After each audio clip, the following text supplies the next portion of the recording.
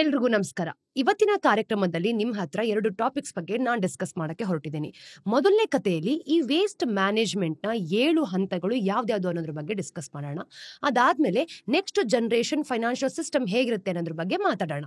ಇವತ್ತು 30th June Monday. ನಾನು ನಿಮ್ಮ ನಿರೂಪಕಿ ಚಂದನಾ ಗೌಡ. ಬನ್ನಿ ಕಾರ್ಯಕ್ರಮವನ್ನ ಶುರು ಮಾಡೋಣ. ನೋಡಿ, ಈಗ ನಾವು ಮನೆಯಿಂದ ಹೊರ ಹಾಕಲ್ಪಡುವಂತಹ ವೇಸ್ಟ್ ಹೊರಗಡೆ ಹೋದ್ಮೇಲೆ ಏನಾಗುತ್ತೆ? ನಮ್ಮಲ್ಲಿ ಹೆಚ್ಚಿನವರು ಈ ಒಂದು ಗಾರ್ಬೇಜ್ ಟ್ರಕ್ಸ್ ಅಥವಾ ಒಂದು ಟ್ರಾನ್ಸ್ಪಿನ್ ಗಳಷ್ಟೇ ಊಹಿಸ್ಕೊಳ್ತೀವಿ, ಅಂದ್ರೆ ಇದ್ರಲ್ಲಿ ಹೊರಟೋಗುತ್ತೆ ಅಂತ. ಆದ್ರೆ ಇದೊಂದು ಕಾಂಪ್ಲೆಕ್ಸ್ ಚೈನ್ ನ, ಅಂದ್ರೆ ಕಣ್ಣಿಗೆ ಕಾಣುವ ಕೊನೆ ತರ. ಆದ್ರೆ ಅದು ಕೇವಲ ಒಂದು 7 ಸ್ಟೆಪ್ ಪ್ರಾಸೆಸ್ ನ ಅತಿ ಹತ್ರದ ಕೊನೆ ಅಷ್ಟೇ. ಈ ಪ್ರಾಸೆಸ್ ವೇಸ್ಟ್ ಕ್ರಿಯೇಟ್ ಆದ ಕ್ಷಣದಿಂದ ಶುರುವಾಗಿ ಮಾನಿಟರಿಂಗ್ ಮತ್ತೆ ಒಂದು ರೆಗ್ಯುಲೇಷನ್ ತನಕ ಮುಂದುವರಿತಾ ಹೋಗುತ್ತೆ. ಈ 7 ಹಂತಗಳನ್ನ ನಾವು ನೋಡಿದಾಗ generation, segregation, collection, transportation, processing, disposal and monitoring ಒಂದಕ್ಕೊಂದು ಬೆಸೆದುಕೊಂಡಿರೋ ಒಂದು ಸಿಂಗಲ್ ಇಂಟರ್ ಕನೆಕ್ಟೆಡ್ ಚೈನ್ ಅಂತ ಹೇಳ್ಬೋದು. ಯಾವುದೇ ಏರಿಯಾದಲ್ಲಿ ಒಂದು ವೀಕ್ನೆಸ್ ಇದ್ರೂ ಕೂಡ ಅದು ಪೂರ್ತಿ ಸಿಸ್ಟಮ್ ನ ಕುಸಿಯುವಂತೆ ಮಾಡಬಹುದು. ಅನ್ಫಾರ್ಚುನೇಟ್ಲಿ ಭಾರತದಲ್ಲಿ ವೇಸ್ಟ್ ಹೆಚ್ಚಾಗಿ ಈ ಒಂದು ಜನರೇಷನ್ ಇಂದ ನೇರವಾಗಿ ಡಿಸ್ಪೋಸಲ್ಗೆ ಜಂಪ್ ಆಗುತ್ತೆ. ಕ್ರೂಷಿಯಲ್ ಆದ ಮಧ್ಯದ ಸ್ಟೆಪ್ಸ್ ಗಳನ್ನ ಸ್ಕಿಪ್ ಮಾಡಿಕೊಂಡು ಅದಕ್ಕೋಸ್ಕರನೇ ಒಂದು ವ್ಯಾಲ್ಯೂಬಲ್ ರಿಸೋರ್ಸ್ ಆಗಿ ಬದಲಾಗೋ ಬದಲು ಮಿಕ್ಸ್ಡ್ ಗಾರ್ಬೇಜ್ ನ ಈ ಒಂದು ಪರ್ವತಗಳೇ ಡಂಪ್ಸ್ ಗಳಲ್ಲಿ ರಾಶಿ ಆಗೋದು. ಒಂದು ಕಮರ್ಷಿಯಲ್ ಆಪರ್ಚುನಿಟಿ ಆಗಿ ಈ ಸೆಕ್ಟರ್ ಸುಮಾರು $7.85 ಬಿಲಿಯನ್ ಮೌಲ್ಯದಾಗಿದೆ ಮತ್ತೆ ವರ್ಷಕ್ಕೆ 5% ಗಿಂತ ಹೆಚ್ಚು ಗ್ರೋ ಆಗೋ ನಿರೀಕ್ಷೆ ಕೂಡ ಇದೆ. ಆದ್ರೆ ಈ ಚೈನ್ ಅಲ್ಲಿ ಹಲವಾರು ನಿಶೇಸ್ ಇದೆ ನೋಡಿ. ಅವು ಇನ್ನೂ ಕೂಡ ಅನ್ಎಕ್ಸ್ಪ್ಲೋರ್ಡ್ ಆಗಿದೆ ಅಂತ ಗೊತ್ತಾಗುತ್ತೆ. ವೇಸ್ಟ್ ನ ಒಂದು ವೆಲ್ತ್ ಆಗಿ ಕನ್ವರ್ಟ್ ಮಾಡೋದಕ್ಕೆ ತುಂಬಾನೇ ಎಫರ್ಟ್ ಬೇಕು. ಮತ್ತೆ ಈ ಸೆಕ್ಟರ್ ನ ಸೆನ್ಸ್ ಪಡ್ಕೊಳ್ಬೇಕು ಅಂತಂದ್ರೆ ಪೂರ್ತಿ ಜರ್ನಿಯನ್ನ ಅರ್ಥ ಮಾಡ್ಕೊಳ್ಳೋದು ತುಂಬಾನೇ ಮುಖ್ಯ ಅಲ್ವಾ? ಸೊ ಬನ್ನಿ ಪ್ರತಿಯೊಂದನ್ನು ಕೂಡ ಸ್ಟೆಪ್ ಬೈ ಸ್ಟೆಪ್ ನೋಡ್ತಾ ಹೋಗೋಣ. ಸೆಂಟ್ರಲ್ ಪೊಲ್ಯೂಷನ್ ಕಂಟ್ರೋಲ್ ಬೋರ್ಡ್ ಪ್ರಕಾರ ನಾವು ನೋಡಿದಾಗ ಭಾರತ ಪ್ರತಿದಿನ 1,70,000 ಟನ್ಸ್ ಗಿಂತ ಹೆಚ್ಚು ಈ ಒಂದು ಮುನ್ಸಿಪಲ್ ಸಾಲಿಡ್ ವೇಸ್ಟ್ ಅನ್ನ ಜನರೇಟ್ ಮಾಡುತ್ತೆ. ಅದು ತುಂಬಾನೇ ಹೆಚ್ಚು. ನಮ್ಮಲ್ಲಿ ಪ್ರತಿಯೊಬ್ಬರು ಕೂಡ ಈ ಒಂದು ಗಾರ್ಬೇಜ್ ಜನರೇಟ್ ಮಾಡ್ತೀವಿ ಅಂತಲ್ಲ, ಇನ್ನು ಬೇರೆಯವರು ಇನ್ನೂ ಹೆಚ್ಚಾಗಿ ಪ್ರೋಲಿಫಿಕ್ ಆಗಿದ್ದಾರೆ. ಅಮೆರಿಕನ್ಸ್ ಫಾರ್ ಎಕ್ಸಾಂಪಲ್ ಅಲ್ಲಿ ನಾವು ನೋಡಿದಾಗ ಪ್ರತಿದಿನ ಪ್ರತಿ ವ್ಯಕ್ತಿ 2.2 kg ಎಸೆತಾ ಇದ್ದಾರೆ. ಆದ್ರೆ ಆವರೇಜ್ ಇಂಡಿಯನ್ ದಿನಕ್ಕೆ ಕೇವಲ 123.45 ಗ್ರಾಮ್ಸ್ ಜನರೇಟ್ ಮಾಡ್ತಾರೆ. ಆದ್ರೆ 1.4 ಬಿಲಿಯನ್ ಜನರೊಂದಿಗೆ ನಾವು ಕಂಪೇರ್ ಮಾಡಿದಾಗ ಪ್ರತಿ ವ್ಯಕ್ತಿಗೆ ಸಣ್ಣ ಅಮೌಂಟ್ಸ್ ಕೂಡ ಈ ಒಂದು ವೇಸ್ಟ್ ಏನಿರುತ್ತೆ ಅದು ದೊಡ್ಡ ಬೆಟ್ಟವನ್ನೇ ಕ್ರಿಯೇಟ್ ಮಾಡ್ಬಿಡ್ಬೋದು. ವಿಷಯಗಳನ್ನ ಹೆಚ್ಚು ಕಾಂಪ್ಲಿಕೇಟೆಡ್ ಮಾಡೋದು ಏನು ಅಂತಂದ್ರೆ ಹಲವು ಒಂದು ಟೈಪ್ಸ್ ಆಫ್ ವೇಸ್ಟ್ ಇದೆ ಅಂತ. ಮತ್ತೆ ಐಡಿಯಲಿ ನಾವು ನೋಡಿದಾಗ ಅವೆಲ್ಲವನ್ನು ಕೂಡ ಬೇರೆ ಬೇರೆ ರೀತಿ ಹ್ಯಾಂಡಲ್ ಮಾಡಬೇಕು. ನೋಡಿ, ಈ ಕುಟುಂಬದಿಂದ ಹಿಡ್ಕೊಂಡು ಈ ಒಂದು ಕಮರ್ಷಿಯಲ್ ಗಾರ್ಬೇಜ್ ಅನ್ನು ನಾವು ನೋಡ್ಕೊಂಡಾಗ ಇವೆರಡೂ ಸೇರಿ ಒಂದು ಮುನ್ಸಿಪಲ್ ಸಾಲಿಡ್ ವೇಸ್ಟ್ ಆಗತ್ತೆ. ಈಗ ಹಾಸ್ಪಿಟಲ್ ವೇಸ್ಟ್ ಆಗಿರ್ಬೋದು, ಹಜಾರ್ಡಸ್ ಇಂಡಸ್ಟ್ರಿಯಲ್ ವೇಸ್ಟ್ ಆಗಿರ್ಬೋದು, ಕನ್ಸ್ಟ್ರಕ್ಷನ್ ಡೆಬಿರಿಸ್ ಆಗಿರ್ಬೋದು, ಮತ್ತೆ ಎಲೆಕ್ಟ್ರಾನಿಕ್ ವೇಸ್ಟ್ ಕೂಡ ಇದೇ ಇರೋದು. ಇವನ್ನ ಅಫಿಷಿಯಲ್ ಫಿಗರ್ಸ್ ಅಲ್ಲಿ ನಾವು ಇನ್ಕ್ಲೂಡ್ ಮಾಡ್ತಾ ಇಲ್ಲ. ಇದರಿಂದ ಅವನ್ನ ನಾವು ಟ್ರ್ಯಾಕ್ ಮಾಡೋದು ತುಂಬಾನೇ ಕಷ್ಟ. ಐಡಿಯಲಿ ನಾವು ನೋಡಿದಾಗ ಈ ಎಲ್ಲಾ ವೇಸ್ಟ್ ಏನಿದೆ ಇದು ಸೆಗ್ರಿಗೇಟೆಡ್ ಆಗ್ಬೇಕಾಗಿತ್ತು. ಅಂದ್ರೆ ಅದನ್ನ ಸೋರ್ಸ್ ನಲ್ಲೇ ನಾವು ವೆಟ್, ಬಯೋಡಿಗ್ರೇಡಬಲ್, ಡ್ರೈ, ರೀಸೈಕ್ಲಬಲ್ ಮತ್ತೆ ಹಜಾರ್ಡಸ್ ಅಂತ ಏನ್ ಹೇಳ್ತೀವಿ ಈ ಕ್ಯಾಟಗರೀಸ್ ಗಳಿಂದ ಸಾರ್ಟ್ ಮಾಡಬೇಕು. ಅದು ಉಳಿದದೆಲ್ಲನೂ ಕೂಡ ತುಂಬಾನೇ ಸಿಂಪಲ್ ಆಗಿ ಮಾಡ್ತಿತ್ತು. ಆದ್ರೆ ಅದನ್ನ ನಾವು ಮಾಡೋದೇ ಇಲ್ಲ. ಸರ್ಕಾರ 2014ರಲ್ಲಿ ಈ ಒಂದು ಸೆಗ್ರಿಗೇಷನ್ ನ ಒಂದು ಮ್ಯಾಂಡೇಟ್ ಮಾಡಿದ್ರು ಕೂಡ 2022ರ ಹೊತ್ತಿಗೆ ನಾವು ನೋಡಿದಾಗ ಒಂದೇ ಒಂದು ರಾಜ್ಯ ಕೂಡ 100% ಸೆಗ್ರಿಗೇಷನ್ ಅನ್ನ ಅಚೀವ್ ಮಾಡಿರಲಿಲ್ಲ. ಹಲವಾರು ಸಿಟಿಗಳಂತೂ ಈ ಒಂದು ವೋಟರ್ ಬ್ಯಾಕ್ಲಾಶ್ಗೆ ಹೆದರ್ಕೊಂಡು ರೂಲ್ಸ್ ನ ಸ್ಟ್ರಿಕ್ಟ್ಲಿ ಎನ್ಫೋರ್ಸ್ ಮಾಡ್ತಾ ಇರಲಿಲ್ಲ. ಅಂದ್ರೆ ಹೆಚ್ಚಿನ ಸ್ಟೇಟ್ಸ್ ಗಳು ಅಂದ್ರೆ ರಾಜ್ಯಗಳು 50% ಗಿಂತ ಕಡಿಮೆ ಈ ಒಂದು ಸೆಗ್ರಿಗೇಷನ್ ಲೆವೆಲ್ಸ್ ನ ರಿಪೋರ್ಟ್ ಮಾಡ್ತವೆ. ನೋಡಿ, ಈ ಟೌನ್ಸ್ ಗಳಲ್ಲಿ ಸೆಗ್ರಿಗೇಷನ್ ಅಂದ್ರೆ ಪ್ರತ್ಯೇಕ ಮಾಡುವಂತಹ ಪ್ರಾಕ್ಟೀಸ್ ಇರಲಿಲ್ಲ. ಅದಕ್ಕಿಂತ ಕೆಟ್ಟದಾಗಿ ಜನ ಕೇರ್ಫುಲ್ ಆಗಿ ಪ್ರತ್ಯೇಕ ಮಾಡ್ತಿದ್ರು. ಇನ್ನು ಸಿಟೀಸ್ ಹತ್ರ ಈ ಒಂದು ಸಪರೇಟ್ ಕಲೆಕ್ಷನ್ ಸಿಸ್ಟಮ್ ಇಲ್ಲದೆ ಇರೋಂತ ಕಾರಣ ಗಾರ್ಬೇಜ್ ಟ್ರಕ್ಸ್ ಗೆ ಹೆಚ್ಚಾಗಿ ಎಲ್ಲವನ್ನೂ ಕೂಡ ಒಟ್ಟಿಗೆ ಮಿಕ್ಸ್ ಮಾಡಿ ಕಳಿಸ್ತಾ ಇದ್ರು. ಶುರುವಿನಲ್ಲಿ ಆಗೋ ಆ ಕಳಪೆ ಪ್ರತ್ಯೇಕತೆನಿಂದಾಗಿ ನಮ್ಮ ಎಲ್ಲಾ ವೇಸ್ಟ್ ನ ನೋಡಿದಾಗ ಒಟ್ಟಿಗೆ ಮಿಕ್ಸ್ಡ್ ಆಗಿ ಪೂರ್ತಿ ಜರ್ನಿಯನ್ನ ಹಾಳು ಮಾಡುತ್ತೆ. ಕಲೆಕ್ಷನ್ ಅಂದ್ರೆ ಯಾರೋ ನಿಮ್ಮ ಮನೆಗೆ ಒಂದು ನಿಮ್ಮ ಗಾರ್ಬೇಜ್ ಪಿಕಪ್ ಮಾಡೋದು ಅಂತಲ್ಲ. ಇದು ಕೇಳೋಕೆ ತುಂಬಾ ಬೇಸಿಕ್ ಅನ್ಸ್ಬೋದು, ಆದ್ರೆ ನಿಜವಾಗ್ಲೂ ನಾವು ನೋಡಿದಾಗ ಒಂದು ಮಾಸಿವ್ ಲಾಜಿಸ್ಟಿಕಲ್ ಆಪರೇಷನ್ ಆಗಿ ಸಾವಿರಾರು ವರ್ಕರ್ಸ್ ಮತ್ತೆ ವೆಹಿಕಲ್ಸ್ ನಾವು ನೋಡಿದಾಗ ಪ್ರತಿದಿನ ಪೂರ್ತಿ ಸಿಟಿಗಳಲ್ಲಿ ಡೋರ್ ಟು ಡೋರ್ ಹೋಗ್ತಾರೆ. ಡೋರ್ ಟು ಡೋರ್ ಗಾರ್ಬೇಜ್ ಈ ಕಲೆಕ್ಷನ್ ನಾವು ನೋಡಿದಾಗ ಪ್ರೈಮರಿ ರೆಸ್ಪಾನ್ಸಿಬಿಲಿಟಿ ತುಂಬಾ ಅರ್ಬನ್ ಲೋಕಲ್ ಬಾಡೀಸ್ ಗಳಿಂದ ಆಗಿರುತ್ತೆ. ಇನ್ನು ಸಿಟೀಸ್ ಕಲೆಕ್ಷನ್ ನಾವು ನೋಡಿದಾಗ ಇದ್ರ ಮೇಲೆ ಹ್ಯೂಜ್ ಅಮೌಂಟ್ಸ್ ನ ಸ್ಪೆಂಡ್ ಮಾಡುತ್ತೆ ಕೂಡ. ಈ ಕೆಲಸಕ್ಕಾಗಿ ಸಾವಿರಾರು ಒಂದು ಸ್ಯಾನಿಟೇಷನ್ ಈ ವರ್ಕ್ ಗಳೇನಿರುತ್ತೆ ಅದನ್ನ ಕಳಿಸುತ್ತೆ. ನಿಜ ಹೇಳ್ಬೇಕು ಅಂತಂದ್ರೆ ಅವರ ಪೂರ್ತಿ ವೇಸ್ಟ್ ಮ್ಯಾನೇಜ್ಮೆಂಟ್ ಬಡ್ಜೆಟ್ ನ 60 to 70% ಹೆಚ್ಚಾಗಿ ಕೇವಲ ಗಾರ್ಬೇಜ್ ನ ಪಿಕಪ್ ಮಾಡೋದಕ್ಕೆ ಹೋಗೋದು. ಆದ್ರೆ ಕೆಲವು ಒಂದು ಸಿಟೀಸ್ ನ ನಾವು ನೋಡಿದಾಗ ಪಬ್ಲಿಕ್ ಪ್ರೈವೇಟ್ ಪಾರ್ಟ್ನರ್ಶಿಪ್ಸ್ ಜೊತೆ ಒಂದು ಎಕ್ಸ್ಪೆರಿಮೆಂಟ್ ಕೂಡ ಮಾಡ್ತಾ ಇರುತ್ತೆ. ಇನ್ನು ಪ್ರೈವೇಟ್ ಕಂಪನೀಸ್ಗಳು ಕೂಡ ಇನ್ವೆಸ್ಟ್ಮೆಂಟ್ ಆಗಿರ್ಬೋದು, ಎಕ್ವಿಪ್ಮೆಂಟ್ ಮತ್ತೆ ಟೆಕ್ನಾಲಜಿ, ಹಾಗೆ ಎಕ್ಸ್ಪರ್ಟೈಸ್, ಇನ್ನು ಮ್ಯಾನ್ ಪವರ್ ಮತ್ತೆ ಇನ್ನೂ ಹಲವು ವಿಷಯಗಳಲ್ಲಿನ ಈ ಒಂದು ಮೇಜರ್ ಗ್ಯಾಪ್ಸ್ ಗಳನ್ನ ತುಂಬಿಸೋದಕ್ಕೆ ಸಹಾಯ ಮಾಡುತ್ತೆ. ಹಾಗೇನೆ ಅವರು ಈ ಒಂದು ಕ್ಯಾಶ್ ಸ್ಟ್ರಾಪ್ಡ್ ಮತ್ತೆ ಬ್ಯೂರೋಕ್ರಸಿ ರಿಡನ್ ಈ ಒಂದು ಮುನ್ಸಿಪಾಲಿಟೀಸ್ ನ ಅಫೋರ್ಡ್ ಮಾಡಕ್ಕಾಗದಿರೋ ಒಂದು ಎಕ್ಸ್ಪೆನ್ಸಿವ್ ಎಕ್ವಿಪ್ಮೆಂಟ್ಸ್ ನ ಕೊಳ್ಳೋದಕ್ಕೆ ಕ್ಯಾಪಿಟಲ್ ಅನ್ನು ಕೂಡ ರೇಸ್ ಮಾಡಬಲ್ಲರು. ಆಂಟೋನಿ ವೇಸ್ಟ್ ಈ ಒಂದು ಸ್ಪೇಸ್ ನ ಪ್ರಮುಖ ಕಂಪನಿಗಳಲ್ಲಿ ಒಂದು. ಇದು ಭಾರತದ MSW ಮ್ಯಾನೇಜ್ಮೆಂಟ್ ನ ಇಂಡಸ್ಟ್ರಿಯ ಟಾಪ್ 5 ಪ್ಲೇಯರ್ಸ್ ಗಳಲ್ಲಿ ಒಂದು ಅಂತ ಹೇಳ್ಬೋದು. ಹಾಗೆ ಮುಂಬೈ, ನೋಯ್ಡಾ ಮತ್ತೆ ಡೆಲ್ಲಿಯಲ್ಲಿನ ಈ ಒಂದು ಮುನ್ಸಿಪಾಲಿಟೀಸ್ ನಾನು ನೋಡಿದಾಗ ಇದ್ರ ಜೊತೆ ಕೆಲಸ ಮಾಡುತ್ತೆ. ಅವರ ಬಿಸ್ನೆಸ್ ನಿಜ ಹೇಳ್ಬೇಕು ಅಂತಂದ್ರೆ ವೇಸ್ಟ್ ಮ್ಯಾನೇಜ್ಮೆಂಟ್ ಈ ಒಂದು ವ್ಯಾಲ್ಯೂ ಚೈನ್ ಆದ್ಯಂತ ಇದೆ ಅಂತ ಗೊತ್ತಾಗುತ್ತೆ ನೋಡಿ. ಆದ್ರೆ ಬೇರೆಲ್ಲದರ ಜೊತೆಗೆ ಕಂಪೇರ್ ಮಾಡಿದಾಗ ಅವರು ತುಂಬಾ ಮೆಕ್ಯಾನಿಸ್ಡ್, ಅಂದ್ರೆ ಪ್ರತಿ ರೋಡ್ ನ ಒಂದು ಕಸ ಗುಡ್ಸೋದ್ರಿಂದ ಹಿಡಿದು ಇದನ್ನ ಕಲೆಕ್ಟ್ ಮಾಡೋದ್ರವರೆಗೂ ಕೂಡ ಪ್ರತಿಯೊಂದು ಸ್ಟಡಿ ಆಗಿ ಮಾಡ್ತಾರೆ ಅಂತ.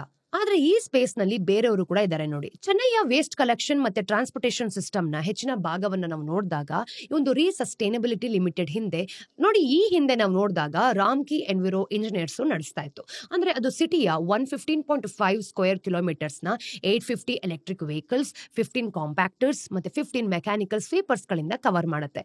ಅವರು ಈ ಒಂದು ಗ್ರೇಟರ್ ಹೈದರಾಬಾದ್ ಅಂದ್ರೆ ಮುನಿಸಿಪಲ್ ಕಾರ್ಪೊರೇಷನ್ ಜೊತೆಗೂ ಕೂಡ ಒಂದು extensive waste collections and transportations ಏನಿತ್ತು ಆ ಪ್ರಾಜೆಕ್ಟ್ ಅನ್ನ ನಡೆಸಿದ್ರು. ಆದ್ರೆ ಈ ಕಥೆಯ ಚಾಂಪಿಯನ್ಸ್ ಅಂತ ಬಂದಾಗ ಭಾರತದ ಇನ್ಫಾರ್ಮಲ್ ಸೆಕ್ಟರ್ ನೋಡಿ. ಭಾರತದಲ್ಲಿ ಅಂದಾಜ್ ಮಾಡಿದ ಹಾಗೆ 1.5 ಮಿಲಿಯನ್ ವೇಸ್ಟ್ ಪಿಕ್ಕರ್ಸ್ ಮತ್ತೆ ಸ್ಕ್ರಾಪ್ ಡೀಲರ್ಸ್ ಇದ್ದಾರೆ. ಅಂದ್ರೆ ಇದು ಮುನ್ಸಿಪಲ್ ವೇಸ್ಟ್ ನ 20% ಗಿಂತ ಹೆಚ್ಚು ರಿಕವರ್ ಮಾಡ್ತಾರೆ ಅಂತ. ಇನ್ನು ಸೆಗ್ರಿಗೇಷನ್ಸ್ ಅಲ್ಲಿ ನಾವು ನೋಡಿದಾಗ ನಮ್ಮ ದೊಡ್ಡ ಈ ಒಂದು ಗ್ಯಾಪಿಂಗ್ ಇಶ್ಯೂಗಳನ್ನ ಅವರು ಸ್ವಲ್ಪ ಮಟ್ಟಿಗೆ ತುಂಬ್ತಾ ಬರ್ತಾರೆ.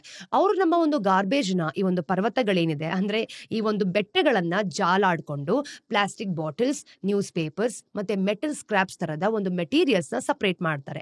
ಈ ನೆಟ್ವರ್ಕ್ ನ ನಾವು ನೋಡಿದಾಗ ಪೇಪರ್ಗೆ 70 to 80% ಮತ್ತೆ ಮೆಟಲ್ಸ್ಗೆ 90% ಗಿಂತ ಹೆಚ್ಚು ರೀಸೈಕ್ಲಿಂಗ್ ರೇಟ್ಸ್ ಅನ್ನ ಅಚೀವ್ ಮಾಡುತ್ತೆ. ಈ ರೇಟ್ಸ್ ನ ನಾವು ನೋಡಿದಾಗ ಡೆವಲಪ್ಡ್ ಕಂಟ್ರೀಸ್ ಗಳಿಗೆ ಮ್ಯಾಚ್ ಆಗುತ್ತೆ, ಆದ್ರೆ ಪೂರ್ತಿಯಾಗಿ ಬೇರೆಯ ಸಿಸ್ಟಮ್ ನ ಮೂಲಕ. ಆಮೇಲೆ ಅವ್ರು ಏನ್ ಮಾಡ್ತಾರೆ, ಈ ಮೆಟೀರಿಯಲ್ಸ್ ನ ನೋಡಿದಾಗ ರೀಸೈಕ್ಲಿಂಗ್ ಫ್ಯಾಕ್ಟರೀಸ್ ಗಳಿಗೆ ಸಪ್ಲೈ ಮಾಡುವಂತಹ ಅಗ್ರಿಗೇಟರ್ಸ್ ಗಳಿಗೆ ಮಾರಾಟ ಮಾಡ್ತಾರೆ. ಗಾರ್ಬೇಜ್ ಕಲೆಕ್ಟ್ ಮಾಡೋ ಒಂದು ಕಾಂಪ್ಲಿಕೇಟೆಡ್ ಎಂಡಿವರ್ ಅಂತ ಬಂದಾಗ ಹಾಗೇನೆ ಒಂದು ಹೆಚ್ಚಾಗಿ ಗ್ಯಾಪ್ಸ್ ಜೊತೆ ಉಳಿಯುತ್ತೆ ಅಂತ ಗೊತ್ತಾಗುತ್ತೆ. ಇಲ್ಲಿ ಟು ಬಿ ಹಾನೆಸ್ಟ್ ಅಂದ್ರೆ ಹಾರ್ಡ್ ಟು ರೀಚ್ ಏರಿಯಾಸ್ಗೆ ಪೂರ್ತಿಯಾಗಿ ಸ್ಕಿಪ್ಟ್ ಆಗುತ್ತೆ ನೋಡಿ. ಉದಾಹರಣೆಗೆ CPCB ಈ ಒಂದು ಅರುಣಾಚಲ್ ಪ್ರದೇಶನ ಒಂದು ತವಾಂಗ್ ಒಂದು ಬಿನ್ ಲೆಸ್ ಟೌನ್ ಅಂತ ಹೇಳುತ್ತೆ. ಅಂದ್ರೆ ಅಲ್ಲಿ ಅವರ ವೇಸ್ಟ್ ಹ್ಯಾಂಡಲ್ ಮಾಡೋದಕ್ಕೆ ಇನ್ಫ್ರಾಸ್ಟ್ರಕ್ಚರೇ ಇಲ್ಲ. ಆದ್ರೆ ಕವರೇಜ್ ಚೆನ್ನಾಗಿರೋ ಕಡೆನೂ ಕೂಡ ನೋಡಿದಾಗ ಸರ್ವಿಸ್ ಅನ್ರಿಲಯಬಲ್ ಆಗಿರ್ಬೋದು.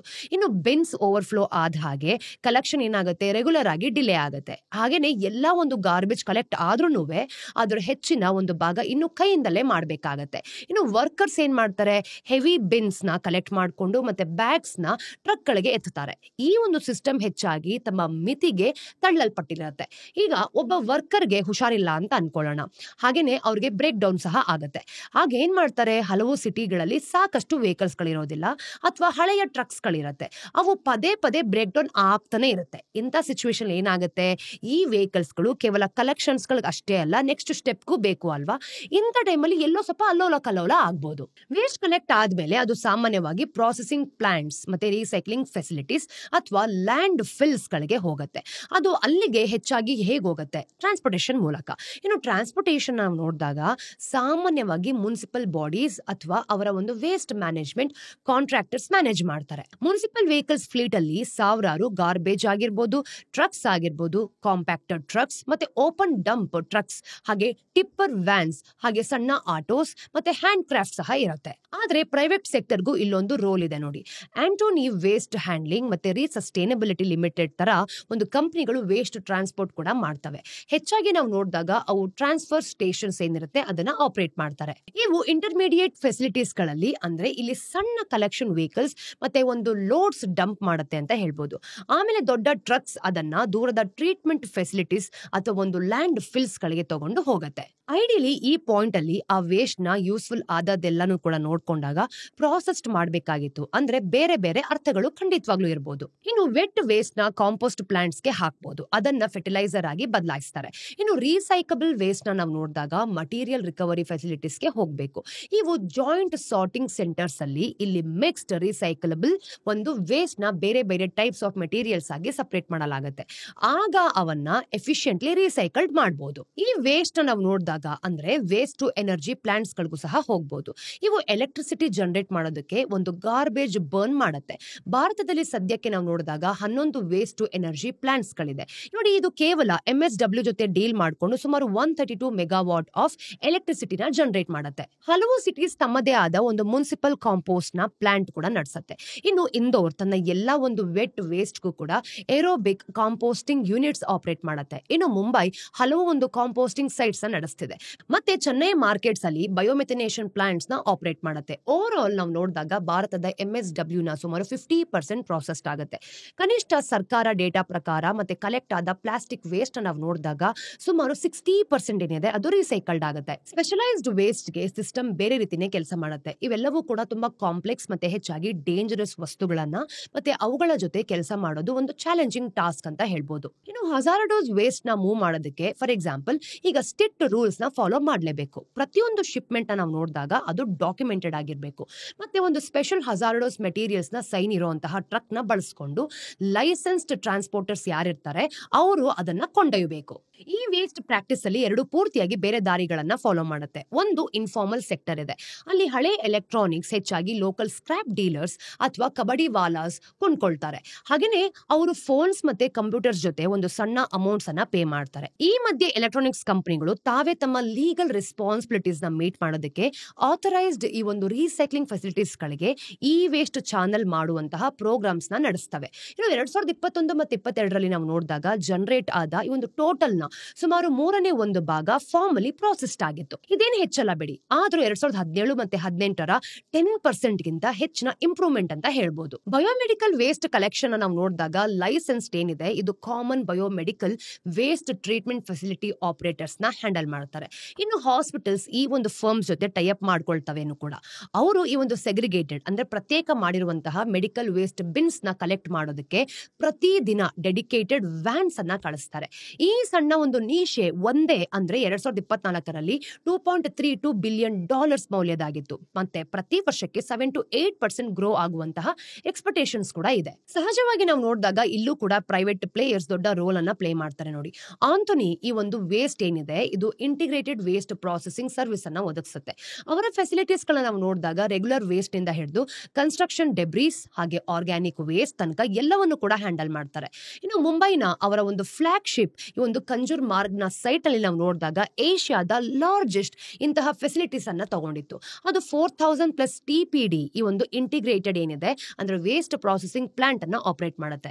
ಇನ್ನು ರೀಸಸ್ಟೈನಬಿಲಿಟಿ ಲಿಮಿಟೆಡ್ ಅನ್ನ ನಾವು ನೋಡಿದಾಗ ಈ ಮಧ್ಯೆ 22 ಲೊಕೇಶನ್ಸ್ ಗಳಾದ್ಯಂತನೂ ಕೂಡ ವರ್ಷಕ್ಕೆ 1 ಮಿಲಿಯನ್ ಟನ್ಸ್ ಗಿಂತ ಹೆಚ್ಚು ಇಂಡಸ್ಟ್ರಿಯಲ್ ಹಜಾರ್ಡಸ್ ಈ ಒಂದು ವೇಸ್ಟ್ ನ ಹ್ಯಾಂಡಲ್ ಮಾಡುತ್ತೆ. ಹಾಗೇನೆ ಅವರು ಹೈದರಾಬಾದ್ ಮತ್ತೆ ಡೆಲ್ಲಿಯಲ್ಲಿ ಈ ಒಂದು ವೇಸ್ಟ್ ಟು ಎನರ್ಜಿ ಪ್ಲಾಂಟ್ಸ್ ನ ಕೂಡ ಆಪರೇಟ್ ಮಾಡ್ತಾರೆ. ಅಂದ್ರೆ ಗ್ರಾವಿಟಾ ಇಂಡಿಯಾ ಲಿಮಿಟೆಡ್ ಬ್ಯಾಟರಿ ಮತ್ತೆ ಅಲ್ಯೂಮಿನಿಯಂ ರೀಸೈಕ್ಲಿಂಗ್ ನಲ್ಲಿ ಒಂದು ಪಬ್ಲಿಕ್ಲಿ ಅಂದ್ರೆ ಒಂದು ಲಿಸ್ಟೆಡ್ ಲೀಡರ್ ಆಗಿದೆ ಅಂತ. ಅಂದ್ರೆ ಲಾರ್ಜ್ ಸ್ಕೇಲ್ ಸ್ಮೆಲ್ಟಿಂಗ್ ಮತ್ತೆ ರಿಕವರಿ ಯೂನಿಟ್ಸ್ ಆಪರೇಟ್ ಮಾಡುತ್ತೆ. ಅದರ ಒಂದು ಇಂಟಿಗ್ರೇಟೆಡ್ ಅಪ್ರೋಚ್ ನಾವು ನೋಡಿದಾಗ ಅದನ್ನ ಹಜಾರ್ಡಸ್ ಹಾಗೆ ಒಂದು ಇಂಡಸ್ಟ್ರಿಯಲ್ ವೇಸ್ಟ್ ಸ್ಟೀಮ್ ಗಳನ್ನ ಭಾರತದ ಮೋಸ್ಟ್ ಎಫಿಷಿಯಂಟ್ ಪ್ರಾಸೆಸ್ ಗಳಲ್ಲಿ ಒಂದಾಗ್ಸಿದೆ ನೋಡಿ. ಇದೆಲ್ಲ ಆದ್ರೂ ಕೂಡ ಸಮಸ್ಯೆ ಇನ್ನೂ ಕೂಡ ಮುಂದುವರಿತಿದೆ ನೋಡಿ. ಅಂದ್ರೆ ಪೂರ್ ಸೆಗ್ರಿಗೇಷನ್ ಈ ಒಂದು ಪ್ರತ್ಯೇಕ ಮಾಡುವಂತಹ ಫೆಸಿಲಿಟೀಸ್ ಗಳಿಗೆ ಕಂಟೇಮಿನೇಟೆಡ್ ವೇಸ್ಟ್ ಸಿಗುತ್ತೆ. ಆರ್ಗ್ಯಾನಿಕ್ ವೇಸ್ಟ್ ಆಗಿರ್ಬೋದು, ಪ್ಲಾಸ್ಟಿಕ್ ಬ್ಯಾಗ್ಸ್ ಮತ್ತೆ ಈ ಒಂದು ಗ್ಲಾಸ್ ಪೀಸಸ್ ಜೊತೆ ಮಿಕ್ಸ್ಡ್ ಆಗಿದ್ದ ಒಂದು ಕಂಪೋಸ್ಟ್ ಏನಿರುತ್ತೆ ಅದನ್ನ ಮಾಡೋದಕ್ಕೆ ಟ್ರೈ ಮಾಡೋದನ್ನ ನೀವೇ ಒಂದ್ಸತಿ ಯೋಚನೆ ಮಾಡಿ ಎಷ್ಟು ಕಷ್ಟ ಇರುತ್ತೆ ಅಂತ. ಹಲವಾರು waste to energy plants fail ಆಗಿದೆ ಇದನ್ನ ಮಾಡ್ತಾ ಮಾಡ್ತಾ. ಯಾಕೆ ಅಂತಂದ್ರೆ ಇಂಡಿಯನ್ ವೇಸ್ಟ್ ಎಫಿಷಿಯಂಟ್ಲಿ ಬರ್ನ್ ಮಾಡೋದಕ್ಕೆ ತುಂಬಾನೇ ವೆಟ್ ಮತ್ತೆ ಲೋ ಕ್ವಾಲಿಟಿ ಆಗಿದೆ ಅಂತ. ಇನ್ನು ಕನ್ಸ್ಟ್ರಕ್ಷನ್ ವೇಸ್ಟ್ ಗೆ ನಾವು ನೋಡಿದಾಗ ಸಿಚುವೇಶನ್ ತುಂಬಾ ಟೆರಿಬಲ್ ಆಗಿದೆ, ಅಂದ್ರೆ ಕೆಟ್ಟದಾಗಿದೆ. ಇನ್ನು ಡೆಬ್ರೀಸ್ ನ ಯೂಸ್ಫುಲ್ ಬಿಲ್ಡಿಂಗ್ ಮೆಟೀರಿಯಲ್ಸ್ ಆಗಿ ಬದಲಾಯಿಸೋದಕ್ಕೆ ಟೆಕ್ನಾಲಜಿ ಇದ್ರೂ ಕೂಡ 1% ಗಿಂತ ಕಡಿಮೆ ರೀಸೈಕಲ್ಡ್ ಆಗತ್ತೆ ಕೂಡ. ಹಾಗೇನೆ ಅವರು ಈ ಒಂದು ಪ್ರಾಸೆಸ್ಡ್ ಆಗದಿದ್ದಾಗ ಅವು ನೆಕ್ಸ್ಟ್ ಸ್ಟೆಪ್ ಗೆ ಯಾವ ರೀತಿ ಕರ್ಕೊಂಡು ಹೋಗುತ್ತೆ ಅನ್ನೋದನ್ನ ಇಲ್ಲಿ ನೋಡಿ. ವೇಸ್ಟ್ ನ ರೀಸೈಕಲ್ಡ್ ಕಂಪೋಸ್ಟ್ ಅಥವಾ ಒಂದು ಪ್ರಾಸೆಸ್ಡ್ ಮಾಡೋಕ್ ಆಗದೆ ಇದ್ರೆ ಅದನ್ನ ಡಿಸ್ಪೋಸ್ ಮಾಡಬೇಕು. ಸಾಮಾನ್ಯವಾಗಿ ಅದನ್ನೆಲ್ಲನೂ ಕೂಡ ಎಲ್ಲೋ ಒಂದು ಗಾರ್ಬೇಜ್ ಡಂಪ್ ನಲ್ಲಿ ಡಂಪ್ ಮಾಡಲಾಗತ್ತೆ, ಅಂದ್ರೆ ಬಿಡ್ತಾರೆ ಅಂತ. ಆದ್ರೆ ಭಾರತದಲ್ಲಿ ನಾವು ನೋಡಿದಾಗ 1300ಕ್ಕೂ ಹೆಚ್ಚು ಇಂತಹ ಒಂದು ಗಾರ್ಬೇಜ್ ಡಂಪ್ಸ್ ಗಳಿದೆ. ಅಂದ್ರೆ 87 million tons of accumulated waste ನೊಂದಿಗೆ ಇದೆ ಅಂತ. ಆದ್ರೆ ಇವು ತುಂಬಿ ತುಳುಕ್ತಾನೆ ಇದೆ ನೋಡಿ. ಅಂದ್ರೆ ಇದರಿಂದ ಎಷ್ಟು ಪರಿಸರ ಮಾಲಿನ್ಯ ಆಗತ್ತೆ. ಇನ್ನು ಸಿಟೀಸ್ ಗಳಿಗೆ ಹೊಸ ಲ್ಯಾಂಡ್ ಫಿಲ್ಸ್ ಗಾಗಿ ಜಾಗ ಖಾಲಿ ಆಗ್ತಿದೆ. ಹೈ ಲ್ಯಾಂಡ್ ಕಾಸ್ಟ್ ನ ಮತ್ತೆ ಪಬ್ಲಿಕ್ ಆಪೋಸಿಷನ್ಸ್ ಇಂದಾಗಿ ಇದೆಲ್ಲಾನು ಕೂಡ ನಡೀತಿರೋದು. ಹಾಗಾಗಿ ಅವರು ಎಕ್ಸಿಸ್ಟಿಂಗ್ ಸೈಟ್ಸ್ ಗಳನ್ನೇ ಒಂದು ಓವರ್ಲೋಡ್ ಮಾಡ್ತಾನೆ ಇದ್ದಾರೆ. ಇದರಿಂದ ಒಂದು ಹ್ಯೂಜ್ ಅನ್ಸ್ಟೇಬಲ್ ಗಾರ್ಬೇಜ್ ಮೌಂಟೇನ್ಸ್ ಗಳು ಸೃಷ್ಟಿ ಆಗ್ತದೆ ನೋಡಿ. ಅಂದ್ರೆ ಈ ಒಂದು ಕಸದ ಬೆಟ್ಟಗಳು ಜಾಸ್ತಿ ಆಗ್ತಾ ಇದೆ ಅಂತ. ನಿಜ ಹೇಳ್ಬೇಕು ಅಂತಂದ್ರೆ 2017ರಲ್ಲಿ ಡೆಲ್ಲಿಯಲ್ಲಿ ನಾವು ನೋಡಿದಾಗ 80 ಫುಟ್ ಅಂದ್ರೆ ಇದ್ರ ಎತ್ತರದ ಕಸದ ಒಂದು ಪರ್ವತ ಕುಸಿದ್ ಬಿತ್ತು. ಹಲವರನ್ನ ಬಲಿ ಕೂಡ ತಗೊಂಡಿದೆ. ಇನ್ನು ಪ್ರತಿದಿನ ನಾವು ನೋಡಿದಾಗ ಭಾರತದಾದ್ಯಂತ 450ಗೂ ಹೆಚ್ಚು ಸೈಟ್ಸ್ ಗಳಲ್ಲಿ ಟನ್ಸ್ ಗಟ್ಲೆ ಒಂದು ಫ್ರೆಶ್ ವೇಸ್ಟ್ ಯಾವುದೇ ಟ್ರೀಟ್ಮೆಂಟ್ ಇಲ್ಲದೆ ಡಂಪ್ ಆಗ್ತಾ ಇದೆ. ಇವು ಲ್ಯಾಂಡ್ ಫಿಲ್ಸ್ ಕೂಡ ಅಲ್ಲ, ಇವು ಕೇವಲ ತೆರೆದ ಕಸದ ರಾಶಿಗಳು. ಯಾವುದೇ ತರದ ಪ್ರೊಟೆಕ್ಷನ್ ಕೂಡ ಇಲ್ಲದೆ ಹಾಗೆ ಈ ಒಂದು ನಗರಗಳಲ್ಲಿ ಬಿದ್ದಿರತ್ತೆ. ಇದು ಕೇವಲ ನೋಡೋದಕ್ ಮಾತ್ರ ಅಸಹ್ಯ ಅಂತ ಅನ್ಸಲ್ಲ. ಅಂದ್ರೆ ನೀವೇ ನೋಡಿ, ಓಪನ್ ಡಂಪ್ಸ್, ಸಾಯಿಲ್ ಮತ್ತೆ ಈ ಒಂದು ಗ್ರೌಂಡ್ ವಾಟರ್ ನ ಪೊಲ್ಯೂಟ್ ಮಾಡ್ತಾ ಬರ್ತಿರುತ್ತೆ. ಅಂದ್ರೆ ಇಡೀ ಪರಿಸರನೇ ಪೊಲ್ಯೂಟ್ ಆಗತ್ತೆ ಅಂತ. ಮತ್ತೆ ಕ್ಲೈಮೇಟ್ ಚೇಂಜ್ ಕೂಡ ಕಾರಣವಾಗೋ ಈ ಒಂದು ಮೆಥೇನ್ ಗ್ಯಾಸ್ ನ ಎಮಿಟ್ ಮಾಡತ್ತೆ.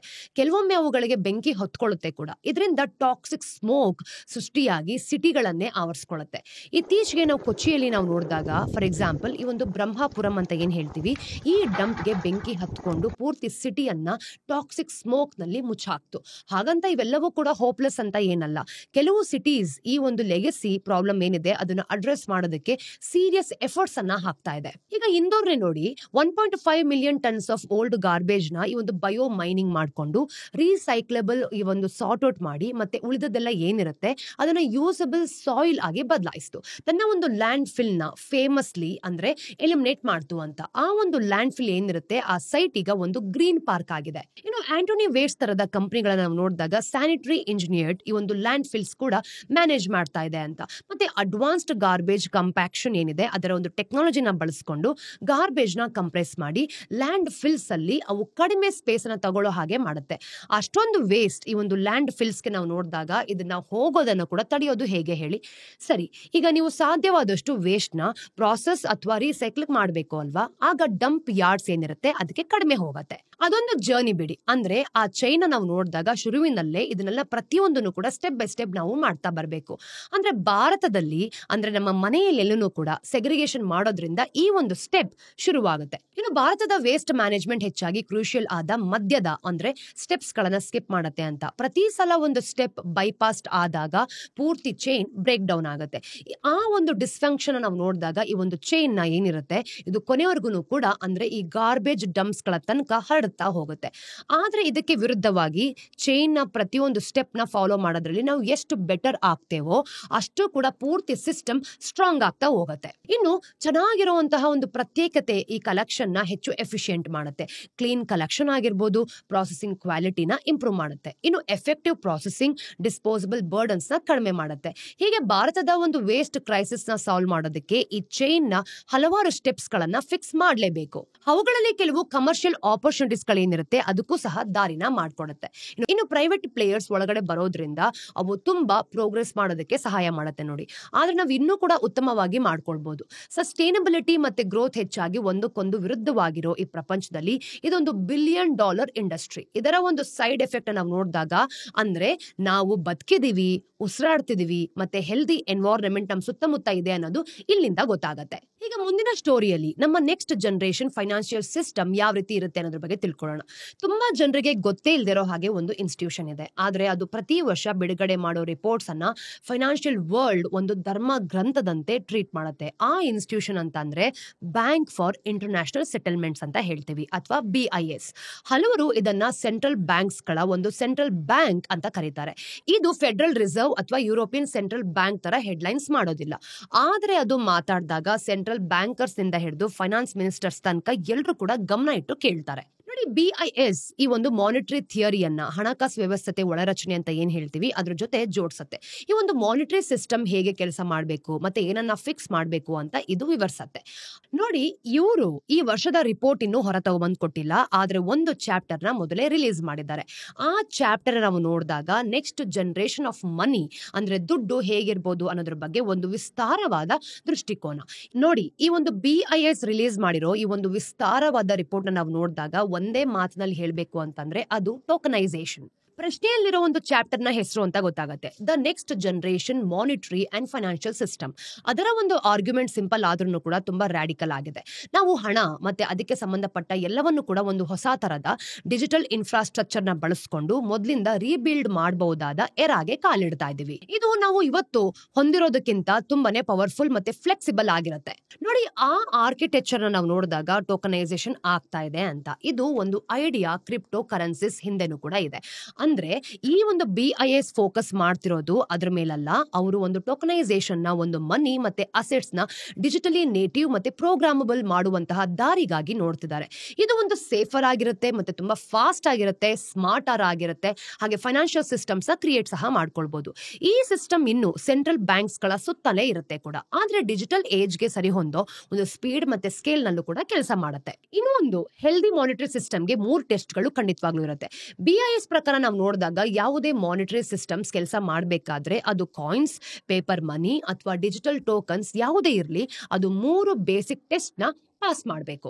ಏಕತೆ, ಸಿಸ್ಟಮ್ ನಲ್ಲಿರೋ ಎಲ್ಲಾ ಫಾರ್ಮ್ಸ್ ಆಫ್ ಮನಿ ಅಂತ ಏನ್ ಹೇಳ್ತೀವಿ ಅದು ಒಂದೇ ಮೌಲ್ಯವನ್ನ ಹೊಂದಿರಬೇಕು. ಮತ್ತೆ ಫುಲ್ ವ್ಯಾಲ್ಯೂನ ನಾವು ನೋಡಿದಾಗ ಅಲ್ಲಿ ಸೆಟಲ್ ಆಗಬೇಕು.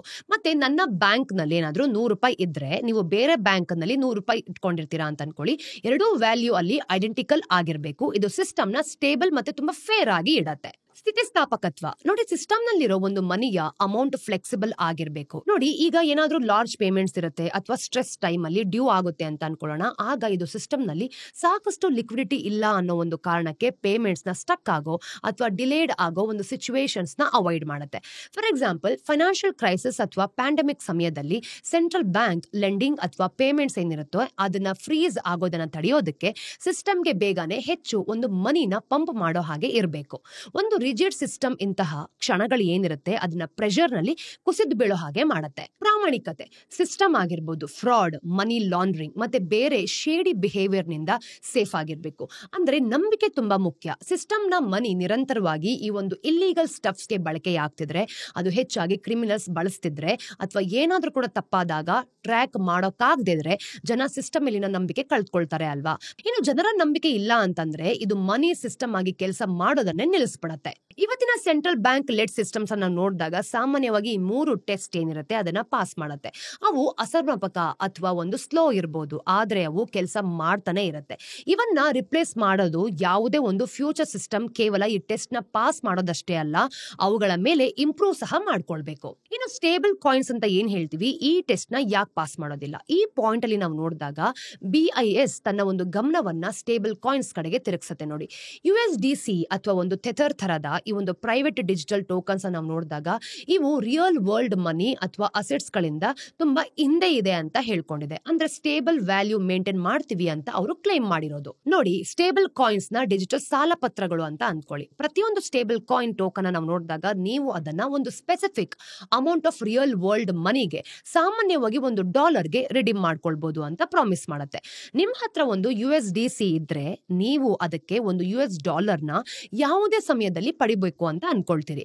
ಆದ್ರೆ ಆ ಪ್ರಾಮಿಸ್ ನಿಂದಾಗಿ ಅವನ್ನ ಹೆಚ್ಚಾಗಿ ನಾವು ನೋಡಿದಾಗ ಕ್ರಿಪ್ಟೋ ಟ್ರೇಡಿಂಗ್ ಅಲ್ಲಿ ಟ್ರೆಡಿಷನಲ್ ಬ್ಯಾಂಕ್ ಮನಿಗೆ ಕನ್ವರ್ಟ್ ಮಾಡದೆ ಬೇಗನೆ ಒಂದು ಮನಿ ಏನಿರುತ್ತೆ ಅದನ್ನ ಚಲನೆ ಮಾಡೋದಕ್ಕೂ ಸಹ ಬಳಸ್ಕೊಳ್ತಾರೆ. ಆದ್ರೆ ಇದನ್ನ ಸೆಂಟ್ರಲ್ ಬ್ಯಾಂಕ್ಸ್ ಇಶ್ಯೂ ಮಾಡೋದಿಲ್ಲ ಬಿಡಿ, ಇವನ್ನ ಪ್ರೈವೇಟ್ ಕಂಪನಿಗಳು ಇಶ್ಯೂ ಮಾಡುತ್ತೆ. ಹಾಗೆ ಸ್ಟೆಬಿಲಿಟಿ ನಾವು ನೋಡಿದಾಗ ಆ ಕಂಪನಿಗಳು ನಿಮ್ಗೆ ಸತ್ಯ ಹೇಳ್ತಿದಾರಾ ಅನ್ನೋದ್ರ ಮೇಲೆ ಪೂರ್ತಿಯಾಗಿ ಡಿಪೆಂಡ್ ಆಗಿರುತ್ತೆ.